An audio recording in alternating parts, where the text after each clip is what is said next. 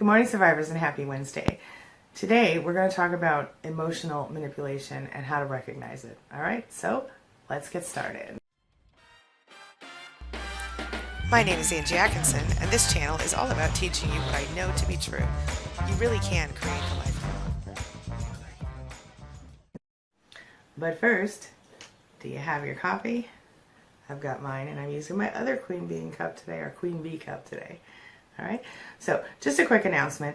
My website is currently down, queenbeing.com, and that's because of some stupid hosting issues, but I'm working on it. So in the meantime, you can go visit narcissisticabuserecovery.online or narcissismsupportcoach.com to see what's happening. And of course, as always, university.com. All right, so let's get right into it. In case this is your first time here, my name's Angie Atkinson, and this channel is all about helping you to discover, understand, and overcome narcissistic abuse in relationships. I like to call it toxic relationship rehab. If that sounds good to you, hit that subscribe button and be one step closer to taking back your life. All right, now that we've got that out of the way, let's talk about emotional manipulation and how we can recognize it. Okay, so it's the practice. Emotional manipulation is how other people try to change your behavior, thoughts, or feelings through misleading practices. Okay, obviously they can be harmful to everyone involved, these practices. People who try to use emotional manipulation are doing so in order to try to control you. Okay, no one likes to be manipulated. Obviously, no one likes to be controlled. But for your own benefit, you can learn certain signs that people are trying to control you, and then this way you can change the trajectory of the situation. Okay, so the first sign that you're going to watch for is denial of the truth. What do I mean by that? Well, one of the most common ways that a family member can can use emotional manipulation against you is to deny the truth, and it's a key sign of manipulation. For example, someone who's manipulating you, they'll a lot of times they'll make a statement or a promise, and then they'll deny it later. Y'all know what I'm talking about? They will pretend that the truth doesn't exist, and they'll completely and conveniently blame you for the issues. All right? They'll say that you have a bad memory and you forgot how things really are, for example. An emotional manipulator can make you feel like it's your fault, that you aren't remembering things correctly, that you don't remember the conversation the same way they do, or that you have done something wrong. They'll make you feel guilty. They'll make you feel ashamed. They will do anything they can to avoid you pursuing that subject any further. Okay? The next thing they're going to want to do is they're going to use guilt. So they will frequently use guilt to control you. Emotional manipulators, also known in some cases as narcissists. Family members or friends or loved ones, they will use passive-aggressive tactics to try to manipulate you. They will find your weak spots and poke at them. They will make you feel guilty. Manipulators will pretend to be victims so that you'll feel sorry for them. And if you refuse to go along with that charade, they will accuse you of being insensitive and mean. They will make you feel guilty in order to get sympathy, and that's another big sign to recognize. All right? So they will use other people. That's number 3. They will use other people to get your friends and your family members to hurt you, whether they're doing it willingly or otherwise. They will use other people as messengers or mediators to control you. Emotional manipulators will use people to send you hurtful messages or blame you for their issues. By involving another person, they're able to blame someone else for the message being misinterpreted. Fun, right? They will use anger and threats. That's number 4. Family members, friends, toxic people in general, they will use anger and threats to manipulate you. They will use anger to frighten and coerce you and other people, and threats and angry outbursts, which are often used to make the other person feel uncomfortable and upset. This may be you, or this may be someone they're using against you.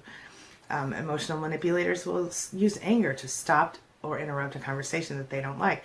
For example, a family member who refuses to discuss his affairs may use an angry outburst or threats to end the conversation and storm out of the room. The anger can escalate to physical violence in some cases. And it's very important to pay attention to your situation if you're dealing with that, because you need to get immediate help. You can't put yourself in a position to be physically abused. So, number 5, belittling tactics. Family members will try to belittle you so they can manipulate you easier, basically. Emotional, you guys have experienced this, where emotional manipulators will criticize you, point out every flaw that you have on the regular, not just like once, but a lot. And of course, as you know, I think the main goal of this tactic is to make you feel small, make you feel less than, inferior to that person. In the beginning, emotional manipulators will seem really super kind, and they will, even be concerned about you, and they'll listen to all your problems, and it's really helpful for them, because what they end up doing is they suck up all of your weak spots and they put them in storage for later, and then they use those against you. So in the beginning, they seem nice, but quickly it changes to control. Sensitive people are more likely, sensitive, empathic type people like you and me, are more likely to become victims of someone who wants to control them, of an emotional manipulator, often known as a narcissist in many cases. Not always. Some emotional manipulators aren't narcissists, but all narcissists of the toxic nature are emotional manipulators. So, you're more likely as a sensitive person to become a victim of that type of manipulation. You're less likely to stand up for yourself and speak out against manipulators.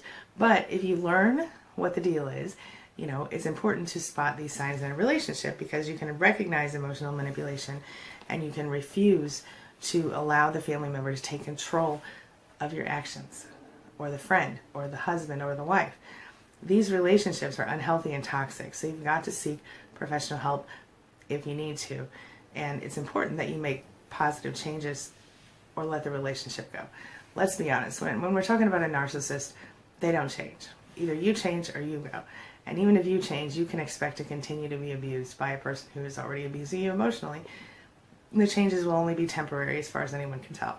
So I know that's not the most exciting, happy message this morning, but here's a little bit of joy for you. If you've been in a relationship with someone like this, or you're currently in a relationship with someone like this, you can rest assured that if you're not already, you will soon be the strongest person you know in real life, because you have been through things that most people don't go through. This is unhealthy and unnatural. You don't have to continue to put up with it. If you would like to gain your personal strength and get your head together, subscribe to this channel if you haven't already, and come back here every day for daily video coaching on how to do better for yourself in your life. All right? I promise you it'll be worth your trouble. All right, I'm going to wrap up. I'm going to get my daughter off to school and do all the things I do in the morning. She says hello, and I will see you guys later today for another video. Have a wonderful week. Before we close up, Sophie has something cute to show you. She's been practicing a new accent. I think it's pretty good. Hi, my name is Sophie, and this is my British accent. Nice. All right, that's all I've got for you today. Have a wonderful day. Thanks as always for being a part of my day and a part of my life. And hey, thanks for letting me be a part of yours. It really does mean a lot to me. See you soon. It's my mission to teach others what I know to be true. You really can create the life you want. Take care of your body, take care of your soul, nurture the real you, and introduce him or her to the world. Be comfortable in your own skin and in your place in this world. Take your spot, take it now, and the universe will take its cue from you. You feel me? If so, subscribe to my channel. Let's get it done together.